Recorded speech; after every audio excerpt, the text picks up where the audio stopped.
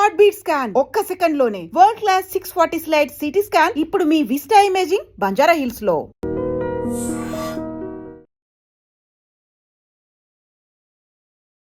నమస్తే, welcome to ఐట్రిప్.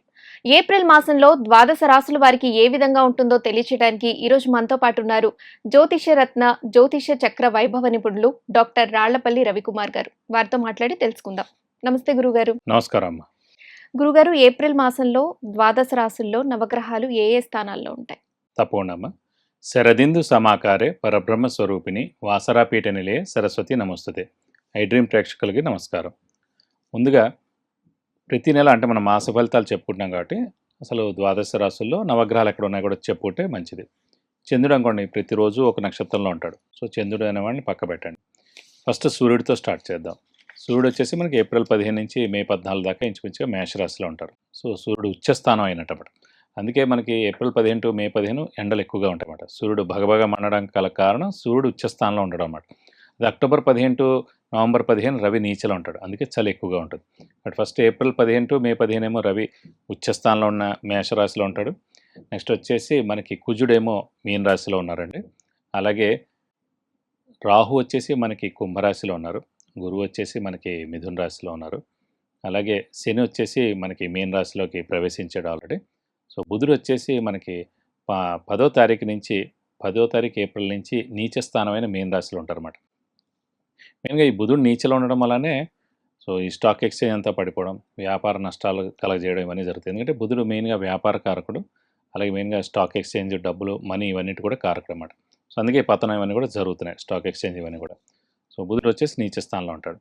మళ్ళీ కేతు వచ్చేసి మనకి సింహరాశిలో ఉంటారు. శుక్రుడు వచ్చేసి మనకి 19 ఏప్రిల్ నుంచి వృషభ రాశిలోకి స్వస్థానంలోకి ప్రవేశిస్తున్నాడు. ఇది కాకుండా మెయిన్గా రాహు కేతుల మధ్యన గ్రహాలు ఏం లేవు. అంటే అన్ని గ్రహాలు సవ్యంగా తిరుగుతాయి కనుక రాహుకేతులు మటుకు అపసవ్యంగా తిరుగుతాయి, యాంటీ క్లాక్ వైజ్.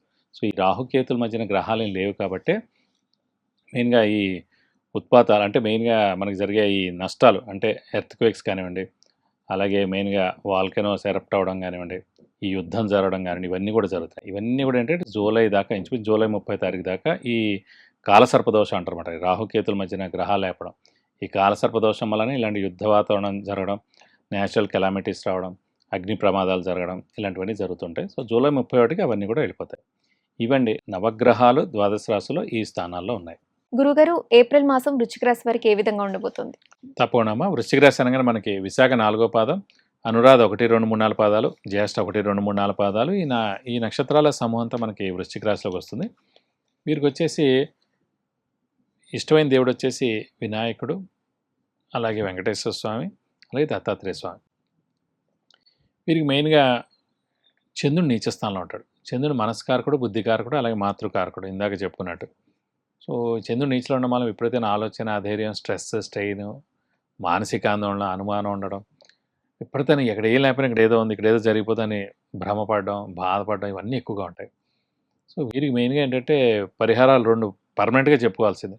గోచారీత్యా కానీ జాతరీత్యా కానీ పరిహారాలు వేరే ఉన్నా కూడా వీరు ఫిక్స్డ్గా పర్మనెంట్గా చేసుకోవాల్సిన రెమెడీస్ వచ్చేసి మెయిన్గా ప్రతి సోమవారం ఉపవాసం ఉండడం, అలాగే ముత్యం 3 క్యారెట్స్ బంగారంలో రైట్ హ్యాండ్ రింగ్ ఫింగర్కి, ఉంగరం వేలికి సో సోమవారం రోజున ధరించాలి. ధరించే ముందు శివుడికి కానీ అమ్మవారికి కానీ అభిషేకం కానీ అర్చన కానీ చేయించి పెట్టుకుంటే చాలా మంచిది. కేవలం సోమవారం మాత్రమే ధరించాలి ప్రతిరోజు ధరించాలి. ఫస్ట్ టైం పెట్టుకున్నప్పుడు సోమవారం పెట్టుకోవాలి. సోమవారం చంద్రుడికి ప్రతీక.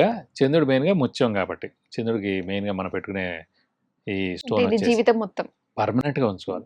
ఎవరైనా చనిపోయినప్పుడు అక్కడికి వెళ్ళినప్పుడు మటుకు ఈ స్టోన్ తీసేసి వెళ్ళాలి. ఎందుకంటే అక్కడికి వెళ్ళినప్పుడు ఏమవుతుంది, మొత్తం అందరూ బాధలో ఉంటారు అన్నమాట. సో మనం ఒక స్టోన్ పెట్టుకుని వెళ్ళినప్పుడు ఏమవుతుందంటే ఆ బాధ అంతా కూడా దీనికి అట్రాక్ట్ అయిపోద్ది. సో మనం ఎక్కువగా బాధపడాల్సిన సమయం వస్తుందన్నమాట. అందుకే స్టోన్స్ అస్సలు పట్టుకెళ్ళవు. ఎందుకంటే ప్రతి స్టోన్కి 5-6 ఏళ్ళు బలం ఉంటుంది, తర్వాత తగ్గుతూ ఉంటుంది. ఒక వజ్రం మటుకు ఎప్పటికీ తగ్గదు. అలా చెప్పి పెట్టుకుని వెళ్ళాలని కాదు, కానీ ఏ స్టోన్ కూడా పెట్టుకుని వెళ్ళకూడదండి చావు ప్లేసెస్లో కానీ ఎక్కడ కానీ. సో మన స్టోన్ తీసేసి వెళ్ళాలి. మన తర్వాత వచ్చిన తర్వాత తలస్నానం చేసేసి కొంచెం దేవుడి దగ్గర మళ్ళీ పెట్టి మనం చేతికి పెట్టుకుంటే మంచిది. కాబట్టి ఇవి 2 పరిహారాలు ఖచ్చితంగా పాటించాలి. ప్రస్తుతం ఏంటంటే పంచమ స్థానంలో శని ఉన్నాడు, పర్వాలేదు. చతుర్థ స్థానంలో రాహు కొంచెం ప్రాబ్లమేటిక్కే. అలాగే అష్టమంలో గురువు కూడా మిశ్రమ ఫలితాలు ఇస్తాడు. అంటే అష్టమంలో గురువు ఉన్నాడు అనుకోండి, మామూలుగా అష్టమ స్థానం అనేది ఆయుష్ స్థానం, అలాగే డిలేస్కి స్థానం, అలాగే యాక్సిడెంట్స్కి స్థానం.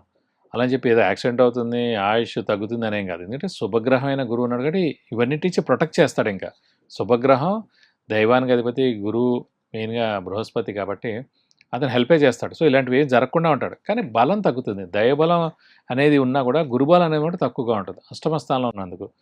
సో వాళ్ళకి వచ్చేసి మళ్ళీ జూన్ 2 నుంచి గురుబలం స్టార్ట్ అయిపోతుంది మళ్ళీ. సో ఈ 2 నెలల మటుకు కొంచెం దైవబలం అనేది తక్కువగా ఉంటుంది, మిశ్రమంగా ఉంటుందని చెప్పుకోవాలి. సో శ్రమకాలం ధనం వ్యర్థమయ్యేందుకు అవకాశం ఉంది. అవసరానికి డబ్బులు సమకూరవు, రావాల్సిన బాకీలు ఆలస్యం అవుతాయి.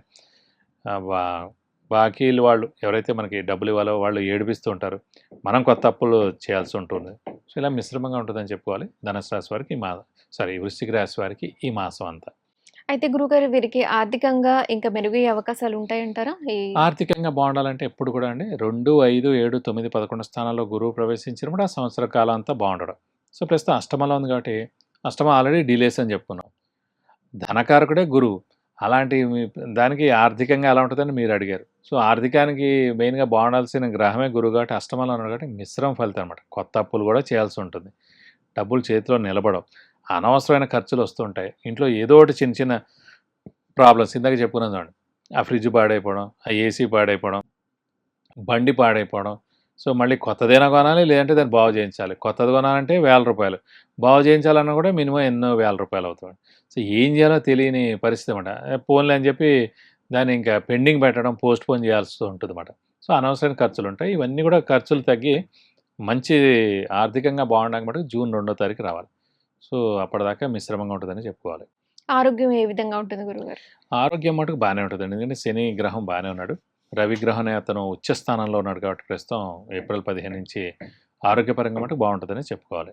అయితే ఈ మాసం ఎలాంటి పరిహారాలు చేసుకుంటే వారికి మంచి జరుగుతుంది? ప్రస్తుతం ఈ 2 నెలలు గురువు అష్టమ స్థానంలో ఉన్నందుకు ఏంటంటే ప్రతి గురువారం ఉపవాసం ఉండడం, దత్తాత్రేయ స్వామి అష్టోత్తరం ప్రతిరోజు చదువుకుంటూ ఉండడం, ప్రతి గురువారం దత్తాత్రేయ స్వామి టెంపుల్కి వెళ్ళి 41 ప్రదక్షిణాలు చేసి వీలైతే అభిషేకం కానీ అర్చన కానీ ఆ దత్తాత్రేయ స్వామికి మీ పేరు నక్షత్ర గోతనామాలతో చేస్తే మీకు అన్ని విధాలా మంచి చేకూరుతుంది. ధన్యవాదాలు గురుగారు. నమస్కారం. విన్నారు కదా గురుగారు చెప్పిన ద్వాదశ రాశుల ఫలితాలు మరియు పరిహారాలు. మీరు కూడా ప్రత్యేకంగా వివాహం మరియు వ్యాపారం, విద్య, ఉద్యోగం, అలాగే గృహయోగం, సంతానయోగం ఇలాంటి వివరాల కోసం గురుగారితో మాట్లాడాలి అనుకుంటే కింద స్క్రోల్ చేసే నెంబర్కి కాల్ లేదా వాట్సాప్ చేసి గురుగారు అపాయింట్మెంట్ తీసుకోండి. మరొక కార్యక్రమంలో మళ్ళీ కలుద్దాం. నమస్కారం. And for more videos, Please subscribe to iDream. Please subscribe to iDream. Please subscribe iDream. And please subscribe to iDream. For more videos, subscribe to iDream. please like, share and subscribe to the channel. Congratulations, iDream. Subscribe to iDream. Subscribe to iDream. So subscribe to iDream Media. iDream team అందరికి huge congratulations. Please subscribe iDream Media. Please subscribe to iDream. Subscribe iDream. Please subscribe to iDream. iDream అంటే నా కళల channel subscribe చేసుకున్న నోరు తిరుగుతలేదు, మీరైతే గంట గుర్తు కొట్టండి. For more such videos, please subscribe to iDream.